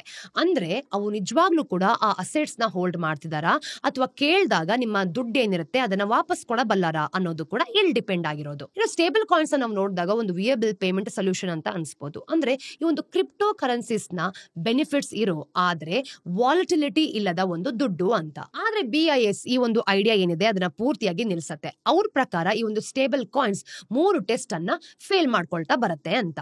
ಮೊದಲನೇದು, ಅವರ ಒಂದು ಸಿಂಗಲ್ನೆಸ್ ಫೇಲ್ ಆಗೋದು. ಅಂದ್ರೆ ಈ ಒಂದು ದುಡ್ಡು ಚೆನ್ನಾಗಿ ವರ್ಕ್ ಆಗೋಕೆ ಯಾವುದೇ ಯೂನಿಟ್ ಇನ್ನೊಂದರಷ್ಟೇ ವ್ಯಾಲ್ಯೂನ ಹೊಂದಿರಬೇಕು ಅಲ್ವಾ. ಅದನ್ನ ಯಾರು ಹೋಲ್ಡ್ ಮಾಡಿದ್ರೂ ಸಹ ಅಥವಾ ಎಲ್ಲಿ ಇಟ್ಕೊಂಡ್ರೂ ಸಹ, ಆದ್ರೆ ಸ್ಟೇಬಲ್ ಕಾಯಿನ್ಸ್ ಅದನ್ನ ಗ್ಯಾರಂಟಿ ಮಾಡೋದಿಲ್ಲ. ಇನ್ನು ಥೆಥರ್ ತರದ ಮೋಸ್ಟ್ ಪಾಪ್ಯುಲರ್ ಒನ್ಸ್ ಅನ್ನು ಕೂಡ ನೋಡಿದಾಗ, ಅಂದ್ರೆ ತುಂಬಾ ಸ್ಟ್ರೆಸ್ ಇರೋ ಸಮಯದಲ್ಲಿ ವಿಶೇಷವಾಗಿ ನಾವು ನೋಡಿದಾಗ ಪಾರ್ಗಿಂತ ಕಡಿಮೆ ಟ್ರೇಡ್ ಆಗ್ಬೋದು. ಇನ್ನು ಕ್ರೈಸಿಸ್ ನಲ್ಲೂ ಕೂಡ ರಿಡಂಪ್ಷನ್ ಕಷ್ಟವಾಗಿರುತ್ತೆ. ಮತ್ತೆ ಟೋಕನ್ ನಾವು ನೋಡಿದಾಗ ಅದು ರೆಪ್ರೆಸೆಂಟ್ ಮಾಡೋಕ್ಕಾಗದಿರೋ ಅಂತಹ ಸಮಯದಲ್ಲಿ ಏನಾಗುತ್ತೆ, ಡಾಲರ್ಸ್ಗೆ ಸಮನಾಗಿರೋದೇ ಇಲ್ಲ. ಎರಡನೇದು, ಅವು ಎಲಾಸ್ಟಿಸಿಟಿ ಏನಿರುತ್ತೆ ಅದರಿಂದ ಫೇಲ್ ಆಗೋದು. ಇನ್ನು ತುಂಬಾ ಒಳ್ಳೆ ಮನಿ ಸಿಸ್ಟಮ್ನ ನಾವು ನೋಡಿದಾಗ ಎಕನಾಮಿಕ್ ನೀಡ್ಸ್ಗೆ ತಕ್ಕ ಹಾಗೆ ಎಕ್ಸ್ಪ್ಯಾಂಡ್ ಆಗಿರ್ಬೋದು ಅಥವಾ ಕಾಂಟ್ರಾಕ್ಟ್ ಆಗ್ಬೋದು ಅಲ್ವಾ. ಆದರೆ ಸ್ಟೇಬಲ್ ಕಾಯಿನ್ಸ್ ನಾವು ನೋಡಿದಾಗ ರಿಜಿಡ್ ಆದ ಒಂದು ಕ್ಯಾಶ್ ಇನ್ ಅಡ್ವಾನ್ಸ್ಡ್ ಏನಿರುತ್ತೆ ಇದು ಮಾಡೆಲ್ ಮೇಲೆ ಆಪರೇಟ್ ಆಗ್ತವೆ. ಯಾರಾದ್ರೂ ಕೂಡ ಈ ಒಂದು ರಿಯಲ್ ದುಡ್ಡನ್ನ ಹಾಕಿದ್ರೆ ಮಾತ್ರ ಹೊಸ ಕಾಯಿನ್ಸ್ ನ ಕ್ರಿಯೇಟ್ ಮಾಡಬಹುದು ಅಲ್ವಾ. ಇದು ಕ್ರೈಸಿಸ್ ನಲ್ಲಿ ಅವುಗಳ ಒಂದು ಯೂಸ್ಫುಲ್ನೆಸ್ ನ ನಾವು ನೋಡಿದಾಗ ಲಿಮಿಟ್ ಮಾಡುತ್ತೆ. ಆಗ ಮಾತ್ರ ಎಕನಾಮಿಕ್ಸ್ಗೆ ಫ್ಲೆಕ್ಸಿಬಲ್ ಏನಿರುತ್ತೆ ಅದರ ಒಂದು ಲಿಕ್ವಿಡಿಟಿ ಕೂಡ ಬೇಕಾಗಿರುತ್ತೆ. ಮೂರನೇದು, ಅವರ ಒಂದು ಇಂಟಿಗ್ರಿಟಿ ಫೇಲ್ ಆಗುತ್ತೆ. ಈಗ ಸ್ಟೇಬಲ್ ಕಾಯಿನ್ಸ್ ಹೆಚ್ಚಾಗಿ ನಾವು ನೋಡಿದಾಗ ಪಬ್ಲಿಕ್ ಬ್ಲಾಕ್ ಚೈನ್ಸ್ ಮೇಲೆ ರನ್ ಆಗುತ್ತೆ ಅಲ್ವಾ. ಅಲ್ಲಿ ಯೂಸರ್ಸ್ ಏನಿರ್ತಾರೆ ಅನಾಮಧೇಯ ಆಗಿರ್ತಾರೆ, ಅಂದ್ರೆ ಅನಾನಿಮಸ್ ಆಗಿರ್ತಾರೆ. ಮತ್ತೆ ಕಡಿಮೆ ಓವರ್ಸೆಟ್ ಸಹ ಇಲ್ಲಿ ಇರುತ್ತೆ. ಆಗ ಅವರ ಒಂದು ಮನಿ ಲಾಂಡ್ರಿಂಗ್ ಆಗಿರ್ಬೋದು, ಟೆರರಿಸ್ಟ್ ಫೈನಾನ್ಸಿಂಗ್ ಮತ್ತೆ ಬೇರೆ ಇಲ್ಲಿಗಲ್ ಆಕ್ಟಿವಿಟಿಗೆ ದಾರಿನ ಮಾಡ್ಕೊಡುತ್ತೆ. ಇನ್ನು ಸ್ಟೇಬಲ್ ಕಾಯಿನ್ಸ್ ನಾವು ನೋಡಿದಾಗ ಕೆಟ್ಟದೆ ಅಥವಾ ಒಂದು ಫ್ರಾಡೆಂಟ್ ಅಂತ ಏನಲ್ಲ, ಆದ್ರೆ ಅವುಗಳ ಒಂದು ಸ್ಟ್ರಕ್ಚರ್ ನಿಂದಾಗಿ ಅವರು ಬಳಸುವಂತಹ ದುಡ್ಡು ಒಂದು ಒಳ್ಳೆ ಕಾರ್ಯಕ್ಕೆ ಹೋಗೋದೇ ಇಲ್ಲ. ಈ ಚಾಪ್ಟರ್ ನ ನಿಜವಾದ ಹೃದಯ ಭಾಗನೇ ಟೋಕನೈಸೇಷನ್ ಅಂತ ಪ್ರಾಮಿಸ್ ಆಗಿದೆ. ಒಂದು ಕ್ಷಣ ನಿಲ್ಲಿಸ್ಕೊಂಡು ಯೋಚನೆ ಮಾಡೋಣ, ನಿಜವಾದ ಅರ್ಥ ಏನು ಅಂತ ಇಲ್ಲಿ ಗೊತ್ತಾಗುತ್ತೆ ನೋಡಿ. ಸಿಂಪಲ್ ಟರ್ಮ್ಸ್ ಅಲ್ಲಿ ನಮ್ಗೆ ಗೊತ್ತಾಗಬೇಕು ಅಂತಂದ್ರೆ ಟೋಕನೈಸೇಷನ್ ಅಂತ ಅಂದ್ರೆ ವ್ಯಾಲ್ಯೂ ಇರೋ ಯಾವುದೇ ವಸ್ತುವನ್ನ, ಅದು ದುಡ್ಡಾಗಿರ್ಬೋದು, ಸ್ಟಾಕ್ಸ್ ಆಗಿರ್ಬೋದು, ಬಾಂಡ್ಸ್ ಆಗಿರ್ಬೋದು ಅಥವಾ ಆರ್ಟ್ ಕೂಡ, ಒಂದು ಡಿಜಿಟಲ್ ಟೋಕನ್ ಆಗಿ ಬದಲಾಯಿಸುವಂತಹ ಪ್ರಾಸೆಸ್. ಈ ಟೋಕನ್ ನಾವು ನೋಡಿದಾಗ ಒಂದು ಸೆಕ್ಯೂರ್ ಆಗಿರೋ ಹಾಗೆ ಪ್ರೋಗ್ರಾಮಬಲ್ ಪ್ಲಾಟ್ಫಾರ್ಮ್ ಮೇಲೆ ಇರುತ್ತೆ. ಇದು ಕೇವಲ ವಸ್ತುಗಳನ್ನ ಆನ್ಲೈನ್ ನಲ್ಲಿ ರೆಪ್ರೆಸೆಂಟ್ ಮಾಡೋ ವಿಷಯ ಖಂಡಿತವಾಗ್ಲೂ ಅಲ್ಲ. ಈ ಟೋಕನ್ಸ್ ನಾವು ನೋಡಿದಾಗ ರೂಲ್ಸ್ ಗಳ ಮೇಲೆ ಬೇಸ್ಡ್ ಆಗಿರುತ್ತೆ. ಹಾಗೇನೆ ಅವರು ಬೇರೆ ಟೋಕನ್ಸ್ ಜೊತೆ ಆಟೋಮೆಟಿಕಲಿ ಇಂಟ್ರಾಕ್ಟ್ ಮಾಡ್ತಾರೆ ಕೂಡ. ಮತ್ತೆ ಇನ್ಸ್ಟೆಂಟ್ ಆಗಿ ನಾವು ನೋಡಿದಾಗ ಪ್ರತಿಯೊಂದು ವಿಷಯಗಳು ಕೂಡ ಇಲ್ಲಿ ಸೆಟಲ್ ಆಗುತ್ತೆ. ಈಗ ಪ್ರಸ್ತುತ ಸಿಚುವೇಶನ್ ಅಲ್ಲಿ ನಾವು ನೋಡ್ಬೇಕು ಅಂತಂದ್ರೆ, ನೀವು ಒಂದು ಮನೆನ ಕೊಳ್ಳಬೇಕು ಅಂತ ಅನ್ಕೊಳ್ಳಿ. ಆಗ ನೀವು ಯಾವ ರೀತಿ ಮಾಡ್ಬೋದು ಅನ್ನೋದನ್ನ ಇಲ್ಲಿ ನಾನು ನಿಮ್ಗೆ ಎಕ್ಸಾಂಪಲ್ ಮುಖಾಂತರ ತೋರಿಸ್ತೀನಿ. ನೀವೇನ್ ಮಾಡ್ತೀರಿ, ಒಂದು ಪೇಪರ್ಸ್ ನ ಸೈನ್ ಮಾಡ್ತೀರಿ, ಬ್ಯಾಂಕ್ಸ್ ಹತ್ರ ಹೋಗ್ತೀರಿ, ಮತ್ತೆ ಮಾರ್ಗೇಜ್ ಏನಿರುತ್ತೆ ಅದನ್ನ ಪ್ರಾಸೆಸ್ ಮಾಡೋ ತನಕ ನೀವು ಕಾಯ್ತೀರಿ. ಇನ್ನು ರಿಜಿಸ್ಟರ್ ಆಫೀಸ್ಗೆ ಹೋದಾಗ ಅಪ್ಡೇಟ್ ಆಗೋದಕ್ಕೆ ದಿನಗಟ್ಲೆ ಹಿಡಿಯುತ್ತೆ. ಹಾಗೇನೆ ಮನಿ ಸಪರೇಟ್ ಸಿಸ್ಟಮ್ಸ್ ಮೂಲಕ ಕೂಡ ಪ್ರತಿಯೊಂದನ್ನು ಕೂಡ ಚಲನವಲನಗಳು ನಡೀತಾ ಇರುತ್ತೆ. ಈ ಎಲ್ಲಾ ಪ್ರಾಸೆಸ್ ಅಲ್ಲೂ ನೀವು ಪೇಷನ್ಸ್ ಇಟ್ಕೊಂಡು ಕಾಯ್ತಾ ಇರ್ತೀರಾ ಅಲ್ವಾ. ಈಗ ಇಮ್ಯಾಜಿನ್ ಮಾಡ್ಕೊಳ್ಳಿ, ಮನೆಯ ಓನರ್ಶಿಪ್ ಡೀಡ್ ಮತ್ತೆ ನೀವು ಪೇ ಮಾಡ್ತಿರೋ ಒಂದು ಮನಿ ಎರಡು ಒಂದೇ ಪ್ಲಾಟ್ಫಾರ್ಮ್ ಮೇಲೆ ಡಿಜಿಟಲ್ ಟೋಕನ್ಸ್ ಆಗಿ ಇದ್ರೆ, ಎರಡು ಟೋಕನ್ಸ್ ಗಳು ರೆಡಿ ಆದ ತಕ್ಷಣ ನಿಮ್ಮ ದುಡ್ಡು ಏನಿರುತ್ತೆ ಮತ್ತೆ ಹೌಸ್ ಡೀಡ್ ಅಂತ ಏನ್ ಹೇಳ್ತೀವಿ ಅದರ ಒಂದು ಟ್ರಾನ್ಸಾಕ್ಷನ್ ಆಟೋಮೆಟಿಕ್ಲಿ ಎಕ್ಸಿಕ್ಯೂಟ್ ಆಗ್ಬೋದು. ಈಗ ನಿಮ್ಮ ಲೋನ್ ಯಾವಾಗ ಬರುತ್ತೆ ಅಂತ ಫಿಗರ್ ಔಟ್ ಮಾಡ್ಕೊಳ್ಳೋದಕ್ಕೆ ನಿಮ್ಗೆ ಸ್ಟ್ರೆಸ್ ತಗೊಳ್ಳೋಂತ ಅವಶ್ಯಕತೆನೇ ಇರಲ್ಲ, ಅಥವಾ ರಿಜಿಸ್ಟ್ರಿ ಕೂಡ ಸುತ್ತಾಡೋದಕ್ಕೆ ಓಡಾಡಬೇಕಾಗಿಲ್ಲ. ಇನ್ನು ಓನರ್ಶಿಪ್ ಶಿಫ್ಟ್ ಆಗುತ್ತೆ ಮತ್ತೆ ಈ ಒಂದು ಮನಿ ರಿಯಲ್ ಟೈಮ್ ಅಲ್ಲಿ ಈ ಒಂದು ಮೂವ್ ಆಗುತ್ತೆ. ಇನ್ನು ತೊಂದರೆಗಳು ಏನಿರುತ್ತೆ ಅದೆಲ್ಲನೂ ಕೂಡ ಬರುವಂತಹ ಜಾಗನೇ ಇರೋದಿಲ್ಲ, ಎಲ್ಲವೂ ಸಿಸ್ಟಮ್ ನಲ್ಲೇ ಕೋಡೆಡ್ ಆಗಿರುತ್ತೆ. ಅದೇ ಒಂದು ಟೋಕನೈಸೇಷನ್ ಪ್ರಾಮಿಸ್ ಮಾಡ್ತಿರುವಂತಹ ಒಂದು ಸಂದರ್ಭ ಅಂತ ಹೇಳ್ಬೋದು. ಹಾಗೇನೆ ಮಲ್ಟಿಪಲ್ ಲೇಯರ್ಸ್ ಗಳನ್ನ ನಾವು ನೋಡಿದಾಗ ಪೇಮೆಂಟ್ಸ್ ಆಗಿರ್ಬೋದು, ವೆರಿಫಿಕೇಶನ್, ಓನರ್ಶಿಪ್, ಕಂಪ್ಲೈನ್ಸ್ ಎಲ್ಲನೂ ಕೂಡ ಒಂದೇ ಯೂನಿಫೈಡ್ ಆಪರೇಷನ್ ಆಗಿ ಕೊಲ್ಯಾಪ್ಸ್ ಮಾಡುತ್ತೆ. BIS ಪ್ರಕಾರ ಟೋಕನೈಸೇಷನ್ ಇವತ್ತಿನ ಸಿಸ್ಟಮ್ ನಲ್ಲಿರೋ ತೊಂದರೆಗಳು ಏನಿರುತ್ತೆ ಅದನ್ನ ಒನ್ ಬೈ ಒನ್ ಎಲಿಮಿನೇಟ್ ಮಾಡ್ತಾ ಬರುತ್ತೆ ಅಂತ. ಇನ್ನು ಬ್ಯಾಂಕ್ಸ್ ನಡುವಿನ ಈ ಒಂದು ರೀಕನ್ಸಿಲೇಷನ್ ಹಾಗೆ ಸೆಟಲ್ಮೆಂಟ್ ಅಲ್ಲಿ ಒಂದು ಡಿಲೇಸ್ ಆಗಿರ್ಬೋದು, ಟ್ರಾನ್ಸಾಕ್ಷನ್ಸ್ ನ ವೆರಿಫೈ ಮಾಡುವಂತಹ ಕಾಸ್ಟ್ ಎಲ್ಲನೂ ಕೂಡ ಇದು ಇನ್ಕ್ಲೂಡ್ ಮಾಡುತ್ತೆ. ಇದನ್ನ ಯೋಚನೆ ಮಾಡಿ, ಇವತ್ತಿನ ಬ್ಯಾಂಕಿಂಗ್ ವರ್ಲ್ಡ್ ಅಲ್ಲಿ ಪೇಮೆಂಟ್ ಮಾಡಿದಾಗ ಅದು ಮೆಸೇಜಿಂಗ್ ನೆಟ್ವರ್ಕ್ಸ್, ಕ್ಲಿಯರಿಂಗ್ ಸಿಸ್ಟಮ್ಸ್, ಆಮೇಲೆ ಕೊನೆಗೆ ಸೆಟಲ್ಮೆಂಟ್ ಮೂಲಕ ಹೋಗುತ್ತೆ. ಇನ್ನು ಟೋಕನೈಸೇಷನ್ ಜೊತೆಗೆ ಇದೆಲ್ಲವೂ ಕೂಡ ಒಂದೇ ಸಿಂಗಲ್ ಸಿಸ್ಟಮ್ ಆಗಿ ಕೊಲ್ಯಾಪ್ಸ್ ಆಗುತ್ತೆ ಕೂಡ. ಟೋಕನ್ ತಾನೇ ಒಂದು ಟ್ರಾನ್ಸ್ಫರ್ ಟ್ರಿಗರ್ ಮಾಡೋದಕ್ಕೆ, ಅದರ ಒಂದು ವ್ಯಾಲಿಡಿಟಿ ಚೆಕ್ ಮಾಡೋದಕ್ಕೆ ಮತ್ತೆ ಡೀಲ್ ಏನಿರುತ್ತೆ ಅದನ್ನ ಇನ್ಸ್ಟೆಂಟ್ಲಿ ಕಂಪ್ಲೀಟ್ ಮಾಡೋದಕ್ಕೆ ಬೇಕಾದಂತಹ ಎಲ್ಲ ಇನ್ಫಾರ್ಮೇಶನ್ ಕೂಡ ಇದು ಹೊಂದಿರುತ್ತೆ. ಈಗ ಪ್ರತಿ 3 ತಿಂಗಳಿಗೊಮ್ಮೆ ನೀವು ಇಂಟ್ರೆಸ್ಟ್ ಪೇ ಮಾಡುವಂತಹ ಒಂದು ಬಾಂಡ್ ಅನ್ನ ಇಮ್ಯಾಜಿನ್ ಮಾಡ್ಕೊಳ್ಳಿ. ಇವತ್ತು ಇಶ್ಯೂವರ್ ಇಂಟ್ರೆಸ್ಟ್ ನ ಮ್ಯಾನ್ಯುಲಿ ಕ್ಯಾಲ್ಕುಲೇಟ್ ಮಾಡಿಕೊಂಡು ಆಮೇಲೆ ತಮ್ಮ ಬ್ಯಾಂಕ್ಗೆ ನಿಮ್ಮ ಅಕೌಂಟ್ಗೆ ಸರಿಯಾದ ಅಮೌಂಟ್ ಅನ್ನ ಕ್ರೆಡಿಟ್ ಮಾಡೋದಕ್ಕೆ ಇನ್ಸ್ಟ್ರಕ್ಟ್ ಮಾಡಬೇಕು. ಅಂದ್ರೆ ಟೋಕನೈಸ್ಡ್ ಬಾಂಡ್ ಅಲ್ಲಿ ಒಂದು ಬಾಂಡ್ ಟೋಕನ್ಗೆ ನೆಕ್ಸ್ಟ್ ಪೇಮೆಂಟ್ ಯಾವಾಗ ಡ್ಯೂ ಇದೆ ಅಂತ ಕೋಡೆಡ್ ಆಗಿರುತ್ತೆ. ಆ ಪಾಯಿಂಟ್ ಅಲ್ಲಿ ಅದು ತಾನಾಗಿಯೇ ನಿಮ್ಗೆ ಸರಿಯಾದ ಅಮೌಂಟ್ ಅನ್ನ ಟ್ರಾನ್ಸ್ಫರ್ ಮಾಡುತ್ತೆ. ಇದೆಲ್ಲವೂ ಕೂಡ ಯಾರು ಮಧ್ಯೆ ಬರ್ದೇನೆ ಪ್ರತಿಯೊಂದನ್ನು ಕೂಡ ಸ್ಟೆಪ್ ಬೈ ಸ್ಟೆಪ್ ನೀಟಾಗಿ ನಡೀತಾ ಹೋಗುತ್ತೆ. ಆದ್ರೆ ಇನ್ನಿದೆ ನೋಡಿ, ಅಂದ್ರೆ ಟೋಕನೈಸೇಷನ್ BIS ಈ ಒಂದು ಆಟೋಮಿಕ್ ಸೆಟಲ್ಮೆಂಟ್ ಅಂತ ಕರೆಯೋದಕ್ಕೆ ಅಲೋ ಮಾಡುತ್ತೆ ಕೂಡ. ನೀವು ಒಂದು ದೊಡ್ಡ ಈ ಒಂದು ಪೀಸ್ ಆಫ್ ಲ್ಯಾಂಡ್ ಅನ್ನ ಕೊಂಡ್ಕೊಳ್ತಿದ್ದೀರಿ ಅಂತ ಇಮ್ಯಾಜಿನ್ ಮಾಡ್ಕೊಳ್ಳಿ. ಒಂದು ಪಾಯಿಂಟ್ ಬರ್ಬೋದು, ಅಂದ್ರೆ ನೀವು ಅವ್ರಿಗೆ ದುಡ್ಡು ಏನಿರುತ್ತೆ ಅದನ್ನ ವೈರ್ ಮಾಡಿದ್ರು ಸಹ ಲ್ಯಾಂಡ್ ಮೇಲೆ ನಿಮ್ಗೆ ಟೈಟಲ್ ಸಿಕ್ಕಿದೆ ಅನ್ನೋ ಒಂದು ಗ್ಯಾರಂಟಿನೇ ಇರೋದಿಲ್ಲ. ಅವ್ರು ನಿಮ್ಗೆ ಮೋಸ ಮಾಡೋದಿಲ್ಲ ಅಂತ ನೀವು ಟ್ರಸ್ಟ್ ಮಾಡಬೇಕು ಅಷ್ಟೇ. ಆದ್ರೆ ಯಾವಾಗಾದ್ರೂ ಅವ್ರು ಮೋಸ ಮಾಡಬಹುದು. ಇನ್ ಕೇಸ್ ಅದೇ ಓನರ್ಶಿಪ್ ನ ಸ್ಟೇಟಸ್ ತಾನೇ ಡಿಜಿಟಲಿ ಟ್ರ್ಯಾಕ್ಟ್ ಆಗ್ತಿದ್ರೆ ನಿಮ್ಗೆ ಆ ಅನ್ಸರ್ಟಿನಿಟಿನೇ ಬೇಕಾಗಿಲ್ಲ, ಅಂದ್ರೆ ಆ ಡೌಟೇ ಬರೋದಿಲ್ಲ. ಇನ್ನೊಂದ್ ಕಡೆ ಈ ಒಂದು ಭೂಮಿ ನಿಮ್ಗೆ ಬರ್ಬೇಕು ಅಂತ ಈ ಒಂದು ಇನ್ಸ್ಟ್ರಕ್ಷನ್ಸ್ ಕೊಟ್ಟಿದ್ರೆ ಮಾತ್ರ ನಿಮ್ಮ ಟ್ರೇಡ್ ನಡೆಯುತ್ತೆ.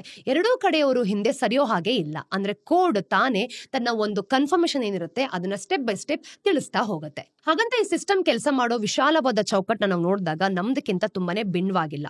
ಇದೇನೋ ಪ್ರೈವೇಟ್ ಪ್ಲೇಯರ್ಸ್ ಯಾವುದೇ ಒಂದು ಫೈನಾನ್ಷಿಯಲ್ ವೈಲ್ಡ್ ವೆಸ್ಟ್ ತರ ಅಂದ್ರೆ ಎಲ್ಲಾ ಒಂದು ದುಡ್ಡನ್ನ ಕ್ರಿಯೇಟ್ ಮಾಡೋ ಫ್ಯೂಚರ್ ನ ವಿಷನ್ ಅಲ್ಲ. ಸೆಂಟ್ರಲ್ ಬ್ಯಾಂಕ್ಸ್ ಅವರ ಒಂದು ವಿಷನ್ಸ್ ಏನಿದೆ ಅಂದ್ರೆ ಈ ಒಂದು ಫೌಂಡೇಶನ್ ಗಾಗಿ ಉಳಿತಾ ಇದೆ ಅಂತ. ಉಳಿದೆಲ್ಲದವನ್ನ ನಾವು ನೋಡಿದಾಗ ಕಮರ್ಷಿಯಲ್ ಬ್ಯಾಂಕ್ಸ್ ಆಗಿರ್ಬೋದು, ಫಿನ್ಟೆಕ್ಸ್ ಹಾಗೆ ಒಂದು ಪ್ರೋಗ್ರಾಮಬಲ್ ಅಸೆಟ್ಸ್ ಅದರ ಮೇಲೆ ಬಿಲ್ಡ್ ಆಗತ್ತೆ. ಯಾಕೆ ಅಂದ್ರೆ ಸೆಂಟ್ರಲ್ ಬ್ಯಾಂಕ್ಸ್ 4 ರೋಲ್ಸ್ ಗಳನ್ನ ಪ್ಲೇ ಮಾಡಲೇಬೇಕು. ಮೊದಲನೇದು, ಅವರು ಈ ಒಂದು ಟೋಕನೈಸ್ಡ್ ಸೆಂಟ್ರಲ್ ಬ್ಯಾಂಕ್ಸ್ ರಿಸರ್ವ್ಸ್ ಆಗಿ ಒದಗಿಸಬೇಕಾಗತ್ತೆ.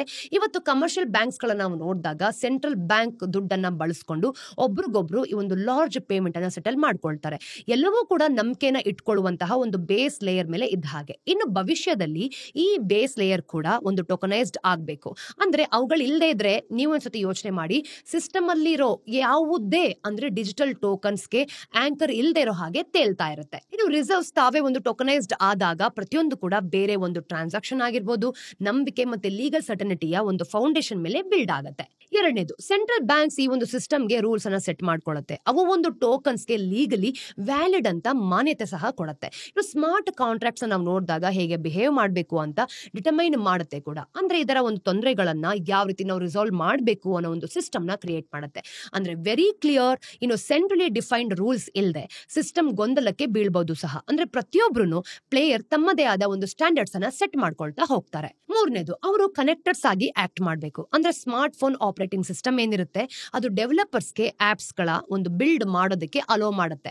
ಹಾಗೇನೆ ಒಂದು ಸೆಂಟ್ರಲ್ ಬ್ಯಾಂಕ್ಸ್ ನಾವು ನೋಡಿದಾಗ ಪ್ರೈವೇಟ್ ಪ್ಲೇಯರ್ಸ್ ಆಗಿರ್ಬೋದು ತುಂಬಾ ಸೇಫ್ ಆಗಿ ಇನೋವೇಟ್ ಮಾಡಬಹುದಾದಂತಹ ಸೆಕ್ಯೂರ್ ಇನ್ಫ್ರಾಸ್ಟ್ರಕ್ಚರ್ ಏನಿರುತ್ತೆ ಅದನ್ನ ಒದಗಿಸಲೇಬೇಕು. ಹಾಗೇನೆ ಅವರ ಬ್ಯಾಂಕ್ಸ್ ಆಗಿರ್ಬೋದು, ಸ್ಟಾರ್ಟ್ಅಪ್ಸ್ ಮತ್ತೆ ಪೇಮೆಂಟ್ಸ್ ಪ್ರೊವೈಡರ್ಸ್ ಹೊಸ ಒಂದು ಪ್ರಾಡಕ್ಟ್ಸ್ ಜೊತೆ ಎಕ್ಸ್ಪೆರಿಮೆಂಟ್ ಮಾಡುವಂತಹ ಫ್ರೇಮ್ ವರ್ಕ್ ಅನ್ನ ಕ್ರಿಯೇಟ್ ಮಾಡ್ತಾರೆ. ಮತ್ತೆ ಅದನ್ನ ಒಂದು ಸಿಸ್ಟಮ್ ಜೊತೆಗೆ ನೋಡಿದಾಗ ಇದರ ಒಂದು ಸ್ಟೆಬಿಲಿಟಿ ಧಕ್ಕೆಗೆ ತರದೇ ಇರೋ ಹಾಗೂ ಕೂಡ ಇವರು ಇದನ್ನ ಮೇಂಟೈನ್ ಮಾಡಬೇಕು. ಕೊನೆಯದಾಗಿ ನಾವು ನೋಡಿದಾಗ ಅವರು ಈ ಒಂದು 2 tier ಸಿಸ್ಟಮ್ ನ ಪ್ರಿಸರ್ವ್ ಮಾಡ್ಕೊಳ್ಬೇಕು. ನೋಡಿ, ಇವತ್ತಿನ ಪ್ರಪಂಚದಲ್ಲಿ ಸೆಂಟ್ರಲ್ ಬ್ಯಾಂಕ್ಸ್ ದುಡ್ಡನ್ನ ಇಶ್ಯೂ ಮಾಡುತ್ತೆ ಹೌದು, ಆದ್ರೆ ನಿಮ್ಮ ನಂತರದ ಜನರು ಅದನ್ನ ಆಕ್ಸೆಸ್ ಮಾಡೋದಕ್ಕೆ ಬ್ಯಾಂಕ್ಸ್ ಗಳನ್ನ ಬಳಸ್ತೀವಿ. ಆ ಡಿವಿಷನ್ ಚೆನ್ನಾಗಿ ವರ್ಕ್ ಆಗುತ್ತೆ ಕೂಡ. ಅಂದ್ರೆ ಕಮರ್ಷಿಯಲ್ ಬ್ಯಾಂಕ್ಸ್ ಕಸ್ಟಮರ್ಸ್ ನಾವು ನೋಡಿದಾಗ ಲೋನ್ಸ್ ಮತ್ತೆ ಕ್ರೆಡಿಟ್ ಮ್ಯಾನೇಜ್ ಮಾಡ್ತಾರೆ ಅಲ್ವಾ, ಹಾಗೇನೆ ಸೆಂಟ್ರಲ್ ಬ್ಯಾಂಕ್ಸ್ ಈ ಒಂದು ನಂಬಿಕೆನ ಮೇಂಟೈನ್ ಮಾಡುತ್ತೆ ಕೂಡ. ಇನ್ನು ಟೋಕನೈಸೇಷನ್ ಹೊಸ ಪ್ರಪಂಚದಲ್ಲಿ ನಾವು ನೋಡಿದಾಗ ಸೆಂಟ್ರಲ್ ಬ್ಯಾಂಕ್ಸ್ ಪ್ರತಿಯೊಬ್ಬ ಸಿಟಿಸನ್ ಜೊತೆ ಡೈರೆಕ್ಟ್ಲಿ ಡೀಲ್ ಮಾಡೋದು ನಮ್ಗೆ ಬೇಕಿಲ್ಲ, ಅದು ಅವರನ್ನ ಓವರ್ಲೋಡ್ ಮಾಡುತ್ತೆ ಅಂತ ಇಲ್ಲಿ ಹೇಳತ್ತೆ. ಇನ್ನು ಲೆಡ್ಜರ್ಸ್, ಟೋಕನ್ಸ್ ಮತ್ತೆ ಸ್ಮಾರ್ಟ್ ಕಾಂಟ್ರಾಕ್ಟ್ಸ್ ಬಗ್ಗೆ ಎಷ್ಟು ಮಾತಾಡಿದ್ರು ಕೂಡ BIS ಪದೇ ಪದೇ ಒಂದೇ ಒಂದು ಹೇಳೋದು, ಅಂದ್ರೆ ಓಲ್ಡ್ ಸ್ಕೂಲ್ ಐಡಿಯಾಗೆ ವಾಪಸ್ ಬರುತ್ತೆ ಅಂತ. ಅಂದ್ರೆ ಇದು ಒಂದು ನಂಬಿಕೆ. ಇನ್ನು ದುಡ್ಡಿನ ಬಗ್ಗೆ ನಾವು ಮಾತಾಡೋದಾದ್ರೆ ಭವಿಷ್ಯಕ್ಕೆ ಟ್ರಸ್ಟ್ ವರ್ತಿ ಆಗಿರ್ಬೇಕು ಅಲ್ವಾ, ಅದು ಈ ಒಂದು ಕ್ರೈಸಿಸ್ ನಲ್ಲಿ ಕೆಲಸ ಮಾಡಬೇಕು. ಹಾಗೆ ಎಲ್ಲವನ್ನೂ ಕೂಡ ಇನ್ಕ್ಲೂಡ್ ಮಾಡ್ಕೊಳ್ಬೇಕು. ಮತ್ತೆ ಜನರು ನಂಬಬಹುದಾದ ಒಂದು ಇನ್ಸ್ಟಿಟ್ಯೂಷನ್ಸ್ ಗಳಲ್ಲಿ ತನ್ನನ್ನೇ ತಾನು ಸ್ಥಾಪಿಸ್ಕೊಳ್ಬೇಕು ಅಂತ.